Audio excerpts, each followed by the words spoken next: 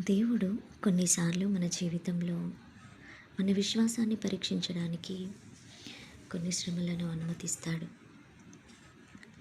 దేవునికి నమ్మకమైన బిడ్డలు ఆ శ్రమల్లో కూడా దేవుణ్ణి స్తుతిస్తూ, ఆరాధిస్తూ, దేవుణ్ణి మహిమపరుస్తూ ఉంటారు.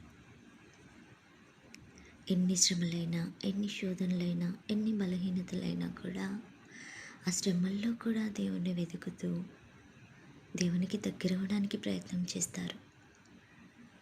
అవిశ్వాసమైనటువంటి వ్యక్తులు దేవుణ్ణి ప్రశ్నిస్తూ, దేవా నాకే ఎందుకు ఈ శ్రమలు, నాకే ఎందుకు ఈ బాధలు, నాకే ఇవ్వాలా అని దేవుణ్ణి ప్రశ్నిస్తూ వారి అవిశ్వాసాన్ని బయటపెట్టుకుంటూ నెమ్మదిగా దేవుణ్ణి విడిచిపెట్టడానికి ప్రయత్నం చేస్తారు. మరి దినాన దేవుని పరీక్షలో మనము నమ్మకమైన వ్యక్తులుగా నిలబడి ఉన్నామా? ఒకసారి పరీక్షించుకుందాం.